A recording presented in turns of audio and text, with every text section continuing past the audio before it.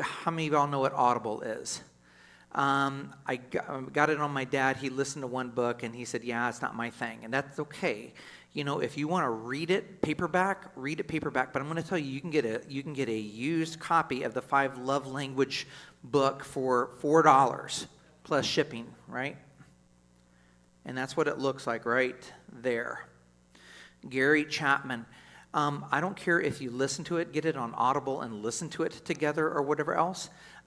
Get it on Audible and each of you listen to it alone and then maybe come back and guess what I'm going to ask you to do. What should you do after each of you read the book and then you get together? You should what? Communicate about the book and what you liked or whatever else. Amy sat there and told me, this is so crazy, right? So there are like 5 different love languages, right? Amy sat there and told me, she goes, Jeff, I can't believe that you think that, you know, these are like the top 2. And I said, are you trying to tell me that they're not like the top 2? He goes, no. We've been married 28 or 9 years. And I've taught this class a gazillion times.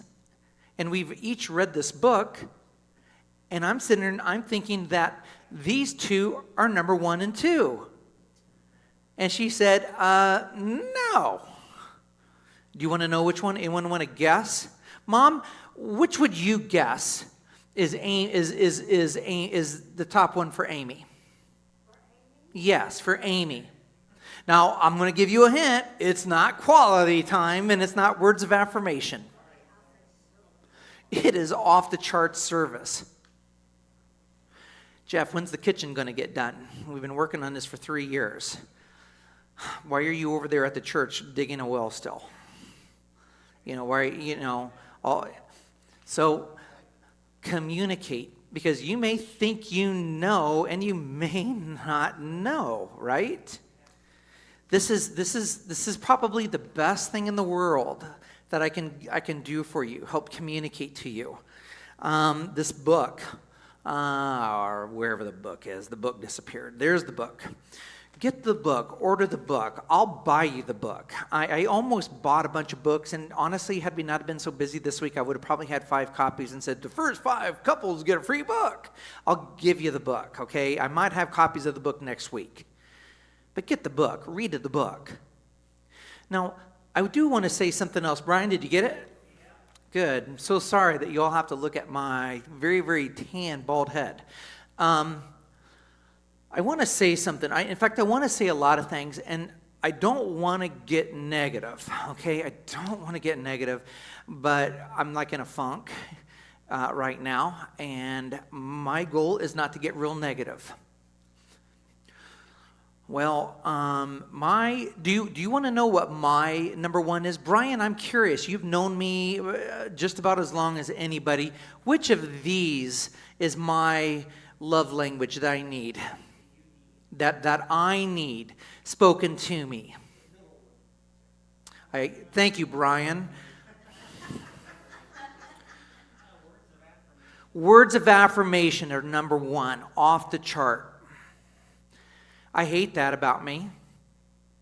Why on earth do I need to have somebody sitting there and tell me that they're pleased with me? I hate it.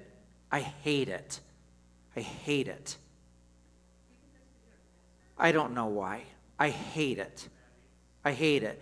It makes me feel like I'm immature. But I hate it. I'm not alone.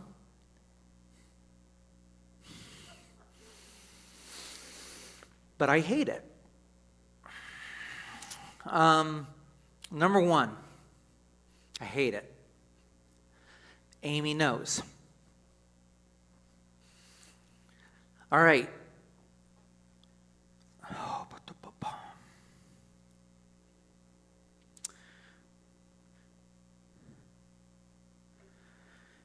Is it good or bad to fight with each other? You? Is it good? Is it good or bad to fight with each other? Is it good or bad to fight with each other? Mom, is it good or bad to fight with each other? Okay, I've changed my answer just a little bit. Fighting is good. Okay, thank you. Fighting is good just in the sense that it's better than no communication at all. There you go. All right? And the problem is people stink at communicating. They just do. They stink at communicating. And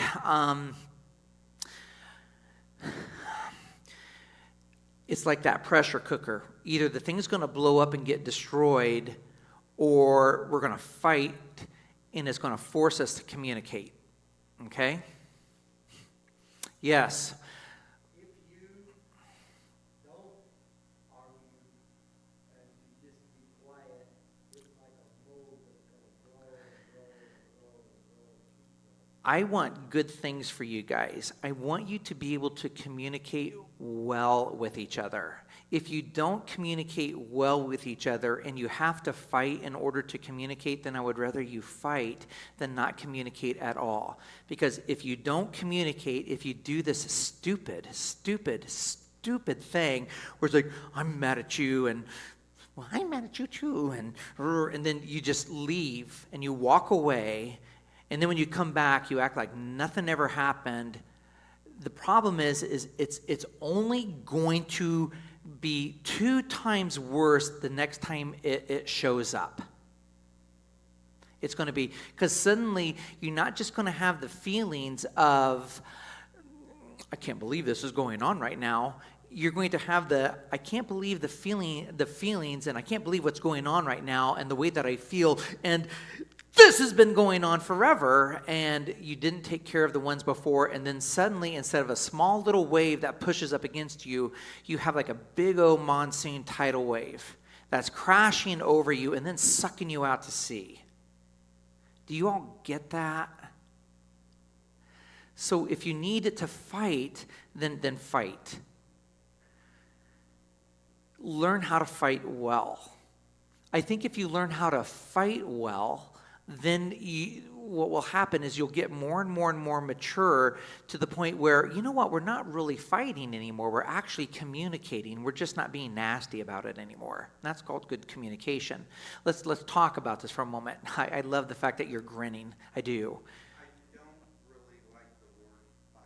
Yeah, I don't either. I'd rather say argument. Argue? Well, good. Because I'll tell you what, there is a level of it being a fight. And then there's a level where it's just an argument. And then there's a level where, you know what, it was heated. And then there's a level where it's, you know what, we had a bit of a confrontation. And then there's, well, we had to work through some hard issues. And then it's like, well, you know what, we're learning more and more about each other. And then there's you see what I'm saying? So there are. I mean, there's a million different, I hate to use this analogy. You already know what I'm going, 50 Shades of Grey crap. But, yes. You said something that was really good. Yeah. And that was about making out a contract. Guys, so did any of you all work on a contract yet? I'm curious. Did anybody do it yet? Okay, that's okay. All right, don't worry about it. But I'm telling you, you will get as much out of your marriage as you put into your marriage. You guys took a big step and you said, oh, my lands are going to come and they think that we're fighting all the time and our marriage is on the rocks if we show up and that sort of thing. So you took a big step for coming here. Kudos for you. All right, that's awesome. I don't know how you felt last week about it at the end of the week. I hope you walked away. I mean, you guys came back. So, I mean, that says a little bit of something right there. Was anybody, not like you're going to answer me, but did anyone have to be drugged back, kicking and screaming and fighting and stuff like that or anything? Mom, were you kicking and screaming saying, I'm not going back there or anything like that? Okay, good. I'm glad. But you came back. But you're going to get as much out of your marriage as you put into your marriage. And you're not going to like tonight. Tonight's the hard night, okay? Next week will be great. You'll love that. I didn't tell you this because, oh my lands, he's going to make us, I don't want to go if it's going to be hard or whatever, right? But tonight is going to be hard. I'm just going to tell you that right now. So get ready to have your feelings hurt and stepped on a little bit or whatever else. You'll get over it. We're all big kids, right, Elizabeth? We're all big kids, right? So yeah, Elizabeth's like, oh my land, he's going to he's going to say something about me. I'm not. I'm going to say something about all of us. Guys, I am the beggar trying to show other beggars where to find food. That's all it is. What, you seriously think that Amy's and my marriage is perfect? I'm going to be honest with you. I don't think I really know people who have better marriages than Amy and my marriage. I'll be honest with you. But it is far from perfect. And we are still working through things. For crying out loud, I don't even know service. I mean, I knew that was important. But you're so pretty. That's not it. Here, let me buy you something. I don't want anything. You know, fix the kitchen. You know? All right. I think we reviewed really, really well. What's the name of the book? 5 Love Languages. You're enough to Google it and you get it correct. 5 love languages. Do you remember the guy's name? Good girl. Good man. All right. You want to know the secret to a happy marriage? Happy wife, happy life. Well, I'm telling you what, yes. But you want to know what? That's only one side of it. Happy husband, whatever comes after that, right? I'm not that quick. I don't know if I ever was. There's your answer to the happy marriage. Guys,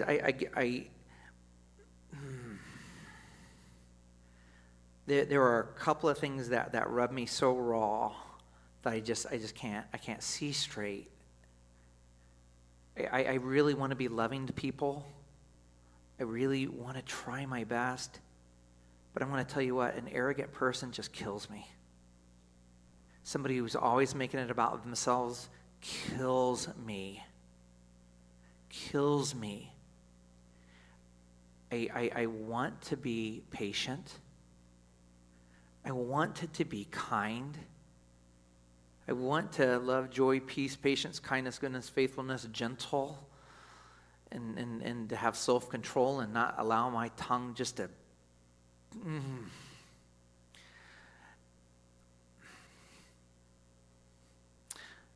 Antithesis. Am I right, Amy? Is that the opposite? Is that what antithesis means? I've been out in the sun a lot today. Y'all know people that are the antithesis of this. Does it just make your blood curl? Make your stomach kind of sick? It's like, I can't wait to leave. When can I, do you just want to run away? These are words for Christians. These are not words for husbands and wives to each other, though I could show you 50 passages in the Bible saying, husbands, love your wives like this. I could show you 50 passages in the Bible where it says, wives, love your husbands like this. But I'm just going to come right to the source. There you go. This is the thing that is, I think, so hard. That's just so challenging. And none of us like it. We don't like seeing this because we immediately recognize, oh, crud, I really fall short in this area. Amy's dad passed away. We knew that things were horribly serious for a month. I cannot tell you the thousands of times over the past month that I told people. In fact, if you were at the receiving line at the funeral during the visitation, you probably, odds are, very much perhaps heard me say, I knew that she was special. I knew that Amy was special. But then when I went home and I saw that her mom had zero concern about herself, her want, her need, her well-being, her desire, her pleasure, her whatever. And instead, it was about Bill, Amy, Karen, Clay, Jeff. And all of those people were just way up there before herself. And then when I saw and I looked at Bill, Mom, Dad, Bill, good guy, bad guy, or somewhere in between. Good guy. Good guy. A lot of you were there at the funeral. You heard the things that were said. I will be putting a thing online at some point that somebody wrote about Bill that crushed me like a tin can. And I was just like, oh,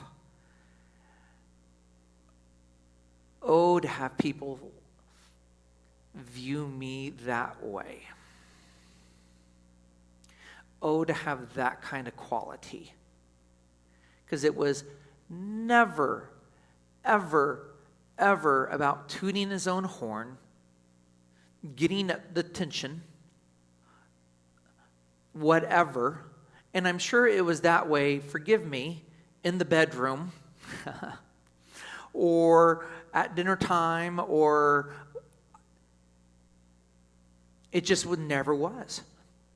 And so when I saw Brian, I know I've told you this story a million times. So when I went up there and I saw Bill and Lorraine and I met them and everything else, I'm like, dude, this is the girl I need to marry.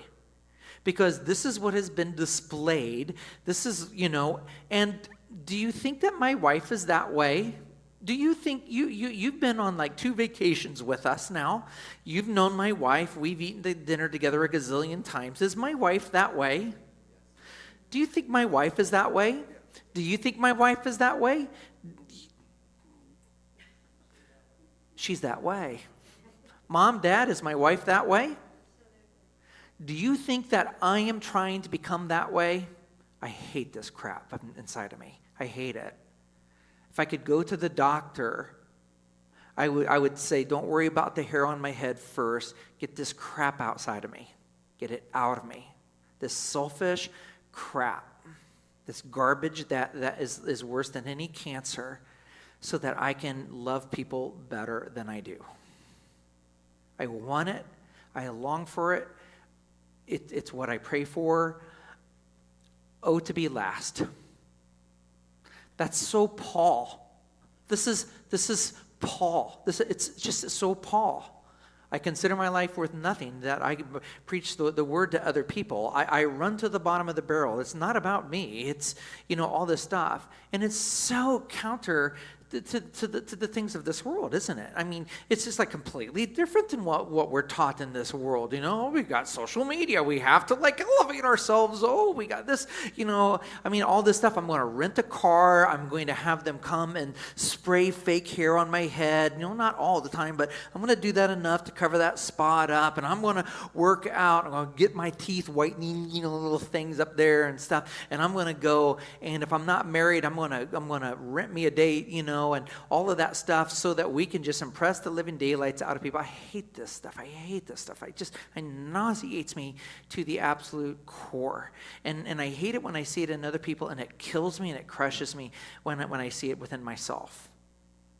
And you know what we end up doing? I mean, let's just be real candid, right? We do what the Bible says that we do. We look in the mirror and we see what we see, and we're like, oh my land, that's really ugly, and we turn away from it and we walk away and we forget what we look like, right? It doesn't help us when we forget what we look like. I mean, if I have a note, I had to make 2 horrible phone calls today. You ask Amy about the last 24 hours. Do you know that we still do not have our permits right now?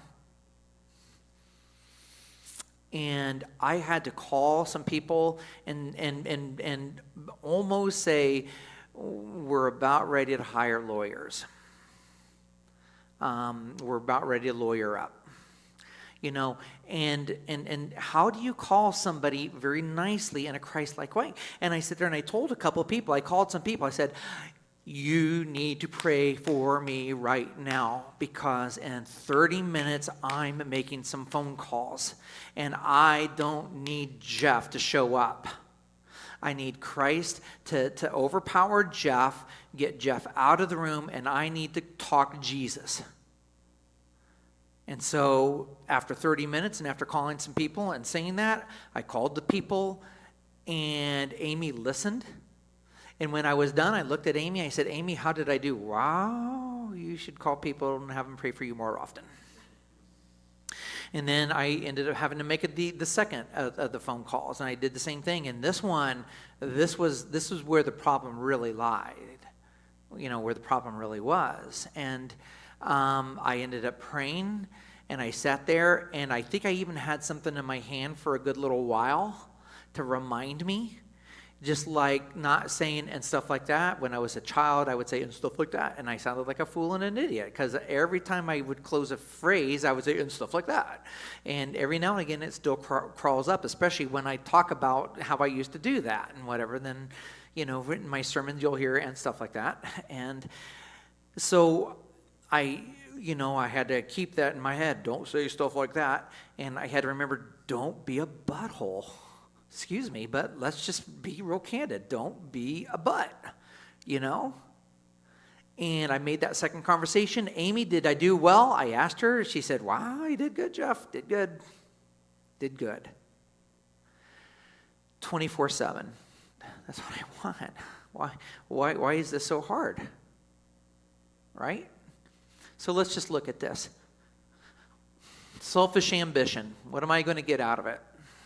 Me, me, me, me, me. That's why the people, when they practice, they get ready to go up in front of a whole stage of people and they start singing, they have to warm up going, me, me, me, me, me, because they're thinking, pretty soon everyone's going to be looking at me, me, me, me, me.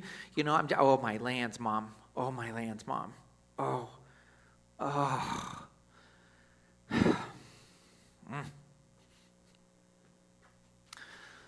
Don't do anything out of selfish ambition, out of vain conceit. Everywhere. No, everywhere. Yeah, maybe more on the internet. No, everywhere. We don't even know. We don't like looking in the mirror. And so as soon as we see a little bit of that in the mirror, we're like, oh gosh, no. Oh, look, there it is. There it is. Oh, my lands. And do you not think that I do that? Do you not think that I do that? Can't believe that person's driving 45 miles per hour. You know what? I sit there and I had 45 minutes to go home and take a shower, stuff some spaghetti down my throat, and get back here. The guy's going 45 miles per hour in the 50 zone, and I'm just like, what are you doing? And it's rush hour. And it is all I can do. And I'm just like, idiot. And here I am going 75 miles per hour down to 55 miles per hour zone to get here. Which is worse? It's easy to see it in other people. We refuse to see it in ourselves. Let me fix you. Okay. All right. You fix me. Let me show you the proper way. You see what I'm saying? These are these things right here. Do nothing out of selfish ambition. Let me show you how great I am, and I will fix things and everything else. And then you can turn around and say, wow, you are magnificent, O fixer of everything else. Humility. Consider others better. Let's just go ahead and instead of better, let's just say smarter. What? You're smarter? Better ideas, the better way to do it. Let's just consider other people better, smarter.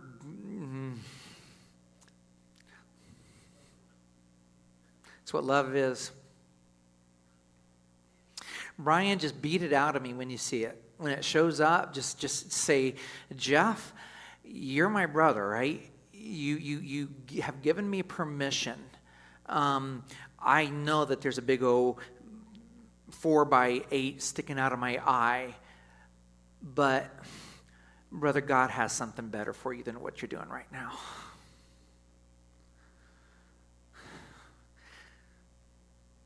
You know what we talked about the other day? Hey, Jeff, I want you to do X, Y, and Z for me. There you go.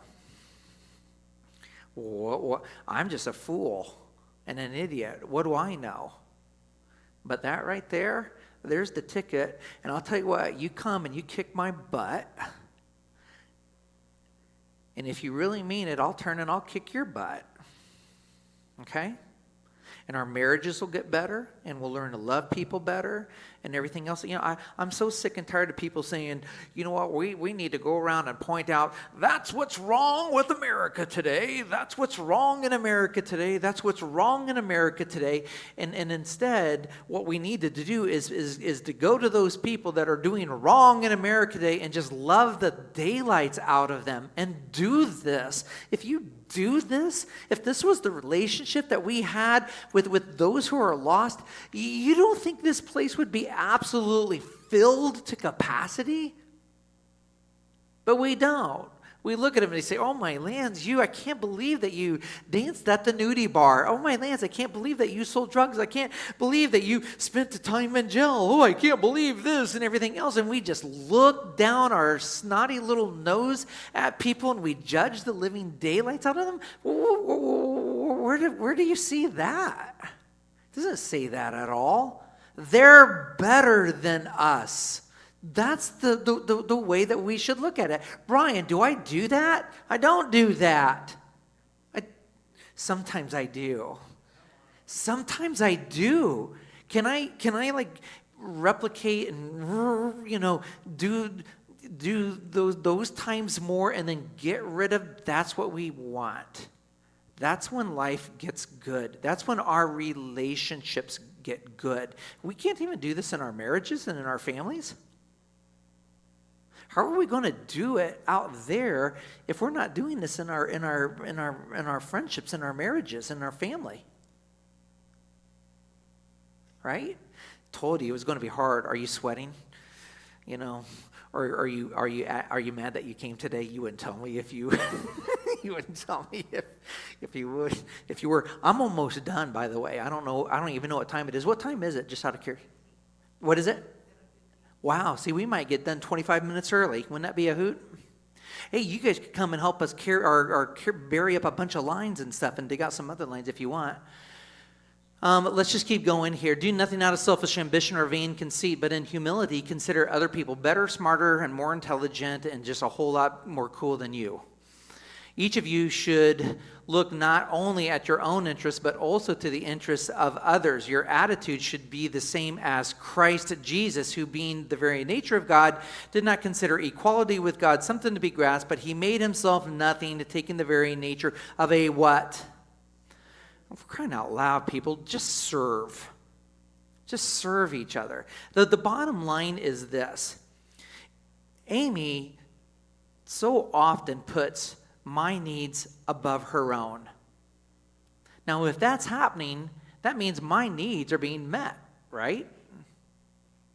And here's the other thing. If I would get my head out of my rear end and did this more often, then I would put Amy's needs above my own needs.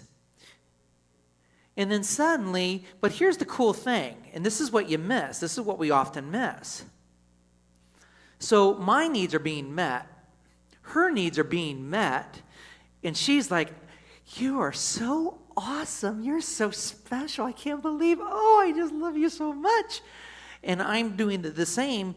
And instead of, we're crying out loud, well, why don't you don't even, right? So it's the goal. Now, who does that? Well, Christ did that. And last I read, Christ is in the business of transforming lives, right? So these are realities. So I get it. I'm not that way. And I suspect Amy's not that way all the time. I don't really ever recognize that, but I'm sure, maybe Amy's not that way with other people. I mean, I am her husband after all, right? So, I mean, she's like, oh, but Jeff, no, I'm just kidding, right? I'm just kidding. And it's not just with our relationships with our spouses. What about the relationships with our kids? Matthew comes home from school. What does that then look like? Bethany comes over from working a hard week at her church. What does that look like? Ken, I almost said Goss, isn't that funny? There's a blast from the past. Ken Odell comes over. He's here probably at 9 o'clock. He left the exact same time I did. How do I treat him? What does that relationship look like? All of these different kinds of different things, right? We become the servant. Ken came and served. He even brought a buddy that he pays to help him on his little ranch and stuff. He's got like 4 or 5 people that are older, probably aren't the hardest, quickest, fastest workers in the world. And yet he pays them to help do things around his property and stuff like that. I think that's just absolutely amazing and awesome and everything. And I'm pretty sure he was paying this guy today to come and wouldn't take a dime or anything, whatever. And worked his keister off today. And it was like really sunny. He was like the servant.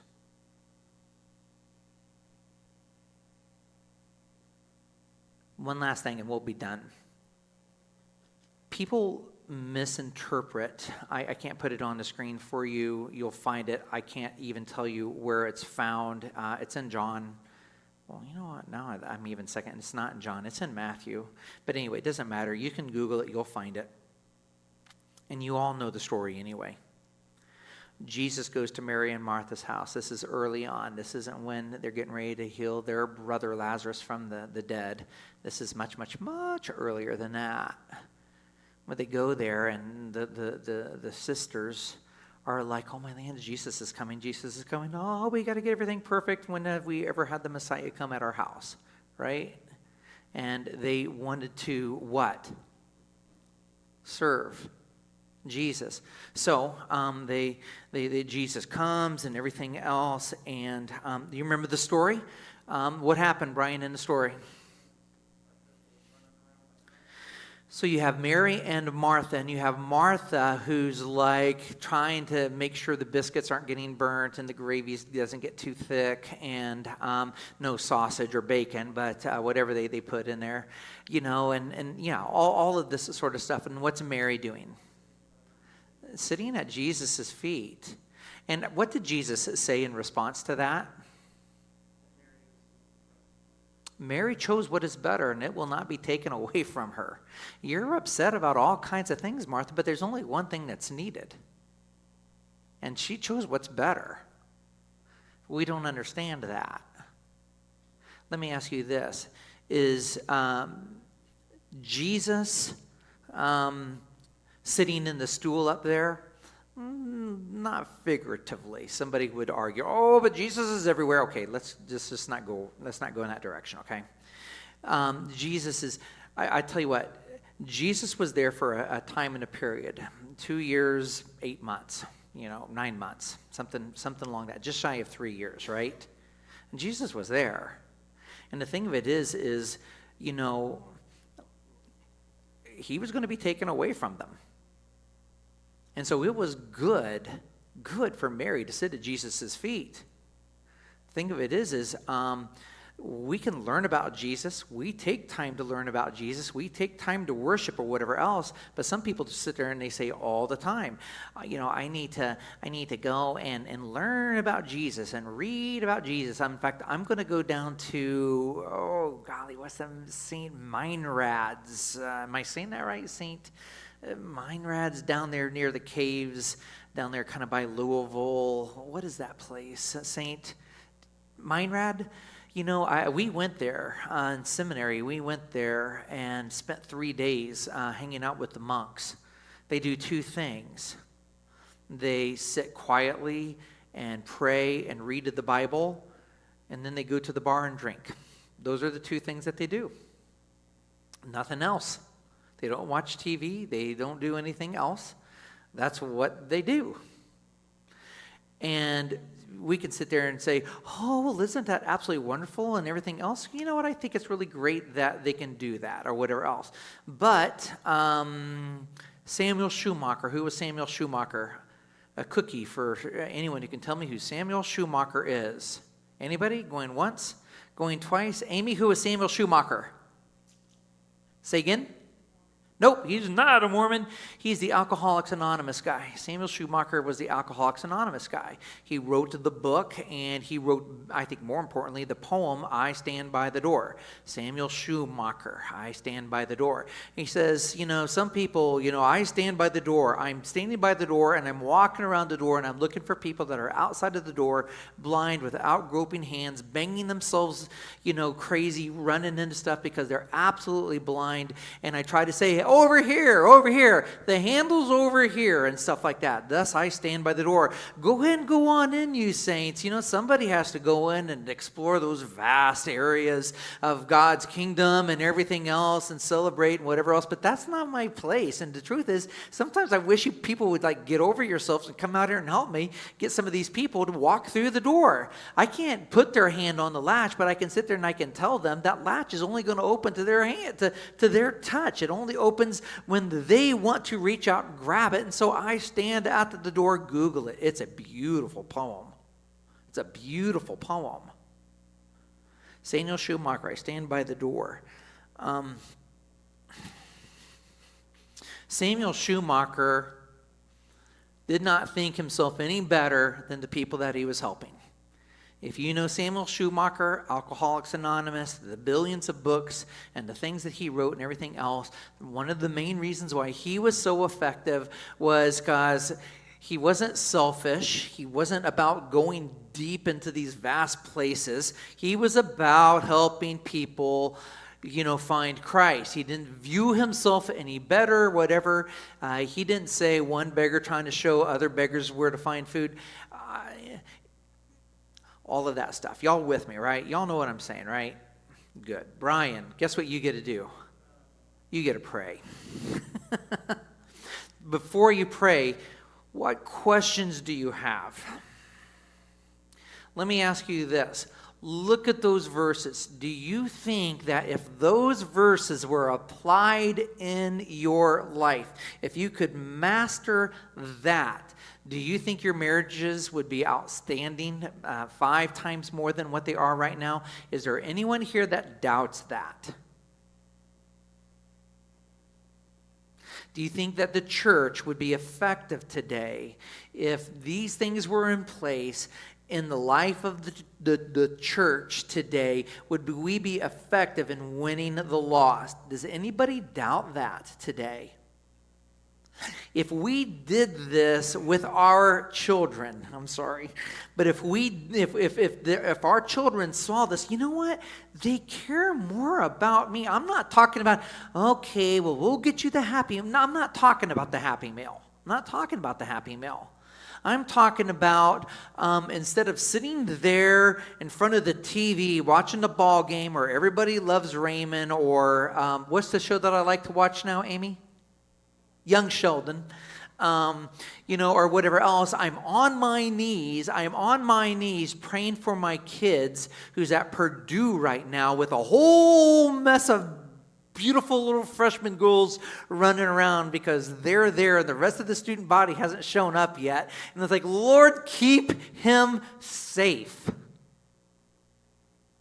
And I'm doing that. Do you not think that life would be a whole lot better?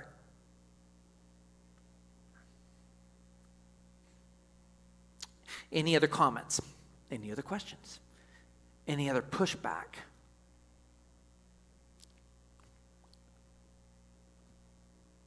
Nope. Brian, you get to pray and close us out. Hey, listen, before he prays, Next week won't be nearly this horrible, okay? I'm sorry. I'm stepping on my own toes. Y'all know this, right? I've not figured this out. It's my goal. It's what I want. It's what I desire. But it's not. You think I've arrived here at this yet? I'm not. But I tell you what, I've tasted that it's good, and I want more of it. All right, Brian. Father God, Lord, just thank you for Jesus. Thank you for your example set for us.